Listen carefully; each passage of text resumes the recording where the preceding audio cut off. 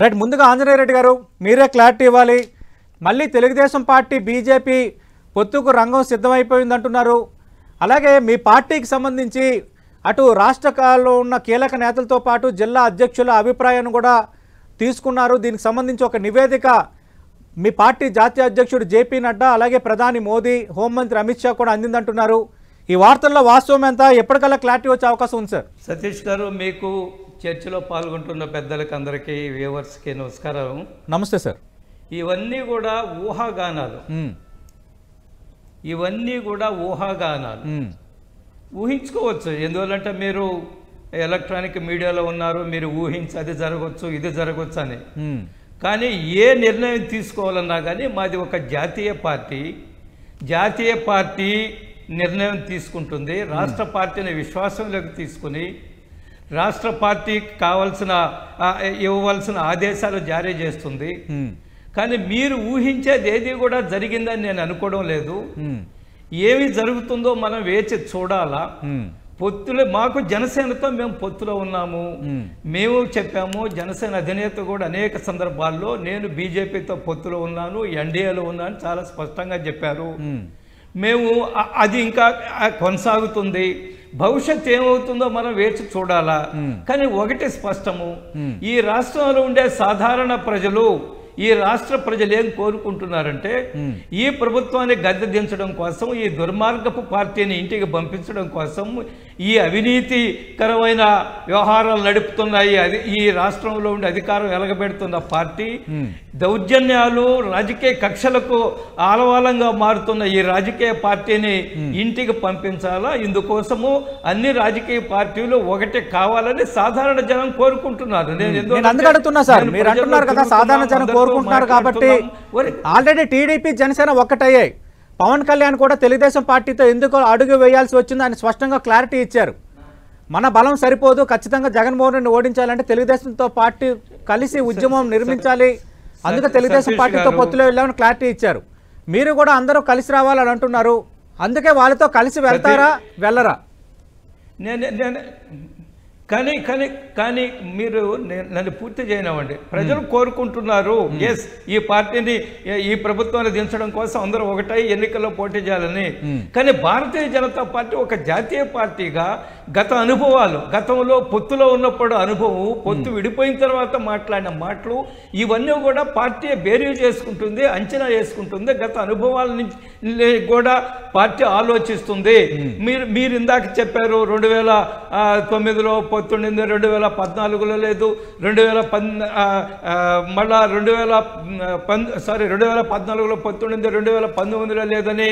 కాబట్టి అనేక సందర్భాల్లో పొత్తులో ఉన్నాం. మళ్ళా ఒకటి నేను స్పష్టం చేయగలను సతీష్ గారు, భారతీయ జనతా పార్టీ ఏ పార్టీతో, ప్రాంతీయ పార్టీతో లేదా ఏ పార్టీతో పొత్తు పెట్టుకున్నా పొత్తు ధర్మాన్ని కాపాడుతుంది. కష్టాల్లో నష్టాల్లో ఉన్నప్పుడు ఆ పొత్తుతోటి, ఆ పార్టీతోటి భారతీయ జనతా పార్టీ అడుగులేస్తుంది.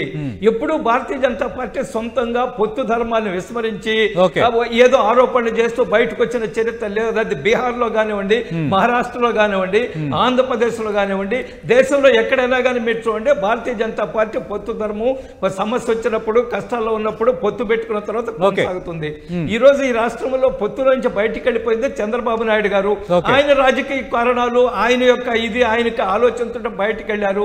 ఈ రోజు ఊహాగానాలు వస్తున్నాయి. మళ్ళా చంద్రబాబు నాయుడు గారు, బీజేపీ, టీడీపీ, బీజేపీ, జనసేన కలిసి ఊహాగానాలు ఇవన్నీ కూడా. నేనేమంటున్నా అంటే మాది జాతీయ పార్టీ, జాతీయ విధానం ఉంటుంది, జాతీయ పార్టీ నిర్ణయం తీసుకుంటుంది. రాష్ట్ర పార్టీతో నాయకత్వం ఎప్పటికప్పుడు.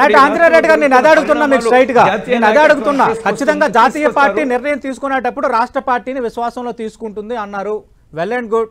జాతీయ పార్టీలు చేసే విధానం అది, నేను దాన్ని తప్పుపట్టడం లేదు.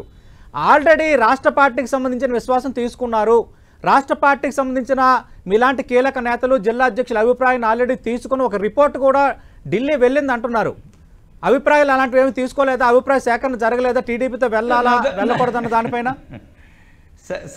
సతీష్ గారు, నా దగ్గర అయితే ఆ సమాచారం లేదు. ఓకే, నా దగ్గర అయితే ఆ సమాచారం లేదు. కింద స్థాయికి వచ్చి అభిప్రాయ సేకరణ తీసుకున్నారనే విషయంలో నా దగ్గర సమాచారం లేదు. కానీ రాష్ట్ర స్థాయి నాయకులు లేదా మా బట్టి వాళ్ళం కొన్ని అభిప్రాయాలు రాష్ట్ర నాయకత్వంతో పంచుకొని ఉండొచ్చు. నేను కాదు, నాలాంటి వాళ్ళు అనేక మంది రాష్ట్ర స్థాయిలో నాయకులు ఉన్నారు. రాష్ట్ర నాయకత్వంతో అభిప్రాయాలు పంచుకొని ఉండొచ్చు.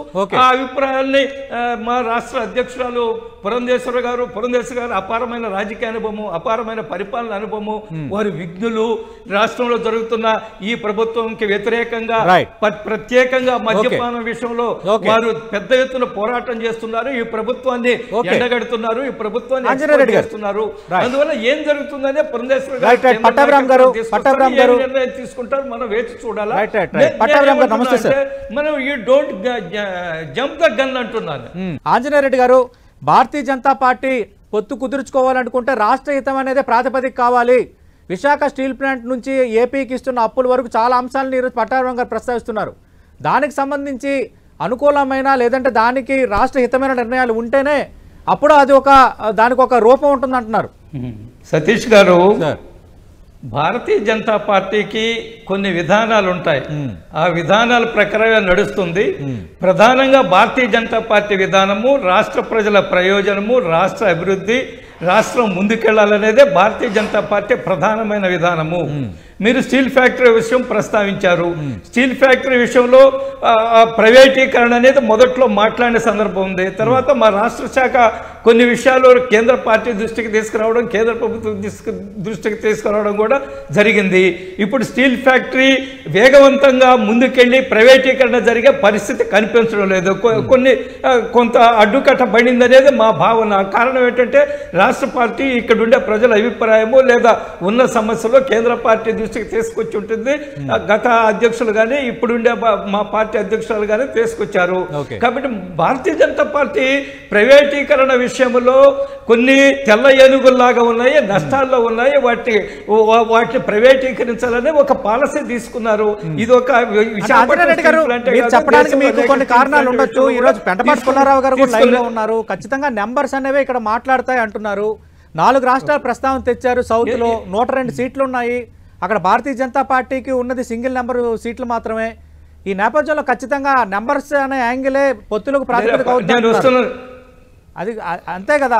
మేము ఈ ఒక నిమిషం సార్, ఈ 102 సీట్లలో ఇప్పుడు మేము 30 సీట్లు ప్రాతినిధ్యం ఉంది. కర్ణాటకలో 26 సీట్లు, తెలంగాణలో 4 సీట్లు, 30 సీట్లు మాకు ప్రాతినిధ్యం ఉంది. మేము ప్రస్తావించలేదు సార్. కేరళ, తమిళనాడు, ఆంధ్రప్రదేశ్, తెలంగాణ 4 రాష్ట్రాలు ప్రస్తావించారు. కర్ణాటకని కలపలేదు ఆయన. లేదా కేరళలో మేము వేగవంతంగా పెరుగుతున్నాము. కేరళలో వచ్చే ఎన్నికల్లో మేము కేరళలో కూడా అక్కడ ఉండే కొన్ని పార్టీలతోటి గతంలో పొత్తుంది, ఇప్పుడు కూడా పొత్తు కొనసాగుతుంది. వచ్చే లోక్సభ ఎన్నికల్లో మేము మంచి ఫలితాలు సాధిస్తాము. కర్ణాటకలో జేడీఎస్తో అలయన్స్లో వచ్చాము. మేము స్వీప్ చేయబోతున్నాం. కర్ణాటకలో ఉన్న మొత్తం 28 సీట్లు కూడా గెలవబోతున్నాము. అదే సమయంలో అమిత్ షా గారు మాకు తెలంగాణలో టార్గెట్ ఇచ్చారు. మా అక్కడ రాష్ట్ర పార్టీ నాయకత్వానికి, మీరు 10 సీట్లు ఎట్టి పరిస్థితుల్లో 10 లోక్సభ స్థానాలు తెలంగాణలో గెలవాలని మా పార్టీ నాయకత్వానికి పూర్తి విశ్వాసం ఉంది. గెలుస్తాం మేము. అదే సమయంలో ఈరోజు మీరు చూశారు 3 రాష్ట్రాల్లో కొంతమంది రాజకీయ పరిశీలకుల అంచనాలకు భిన్నంగా 3 రాష్ట్రాల్లో విజయం సాధించాం మేము.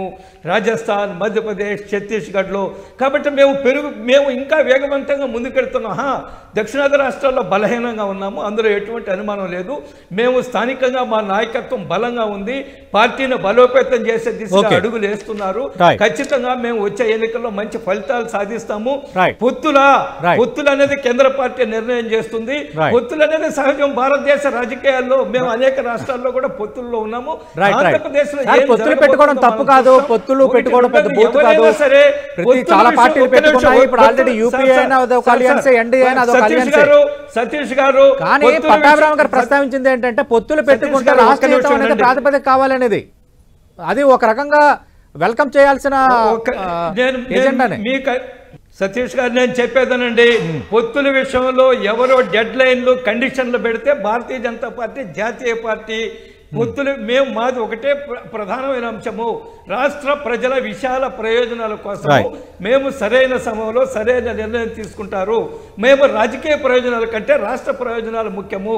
మేము చాలా స్పష్టంగా చెప్తున్నాం, nation first, party next, self last.